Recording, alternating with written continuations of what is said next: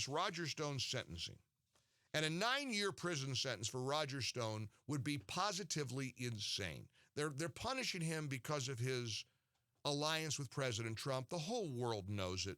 He went to trial. He was found guilty. He was making some threats over this guy in New York, some comic or somebody, I don't even know who he is, that he was trash talking, left messages. He was convicted of lying to Congress about the Russia investigation, which, by the way, produced nothing. So you got somebody that they wanted to go to jail for prison for 9 years, caught up in an investigation that produced zero. A debunked, completely exonerated president over the Russia probe. And that's why Roger Stone, this veteran political operative, and he's a character, make no mistake about it. He's an eccentric guy. He's got Richard Nixon tattooed on his back. He's so loyal to Richard Nixon from back in the day. But did you hear what was revealed about the foreperson of the jury that convicted Roger Stone last year? She's a former Memphis City Schools Board president named Tamika Hart. She revealed yesterday that she was the foreperson, and soon afterward, her history of Democrat activism and her string of anti-Trump left-wing vitriol came to light. She's a big far-left, Trump-hating liberal activist. She was the foreperson on the jury. According to FoxNews.com, Tamika Hart even posted specifically about the Roger Stone case before she voted to convict him. How is that even possible? How could this not be a mistrial? I mean, she retweeted somebody mocking those who considered all the armed police and the SWAT team members and the SEAL Team 60 guys that were arresting this 67-year-old man who had no arrest record in the past. He's in his boxer shorts in the middle of the night. She's retweeting people who were mocking those protesting Roger Stone's arrest. She also suggested that Trump and his supporters are racist and praised the Mueller investigation. This is the foreperson of the jury? Former Memphis City School Board President Tamika Hart.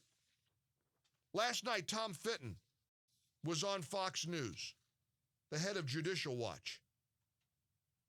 And he was with Tucker Carlson, cut 9, Pavs. Listen to the Judicial Watch president talk about the Justice Department's initial recommendation to lock Roger Stone up for maybe up to 9 years. Tell us why we should doubt the fairness of these proceedings. Well, it arises out of the Mueller investigation, which has been thoroughly compromised by not only the FISA, but the political nature of the investigators, most of whom were Democrats or Democrat donors.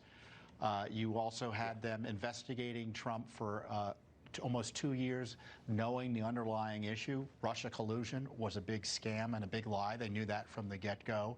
And on the Stone case, you have at least 2 of the investigators, 2 of the prosecutors who, quote, resigned from the case were Mueller operatives who have obviously an interest here. And so when you have prosecutors in the Justice Department, 3 of whom, by the way, who resigned, 3 of those were Democrats, as best I can tell, pushing for a sentence that the law doesn't require.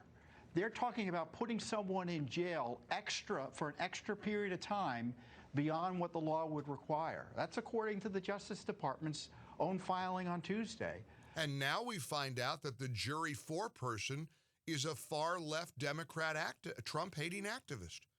How can that stand? If there had been any doubt that President Trump will pardon Roger Stone, guess what?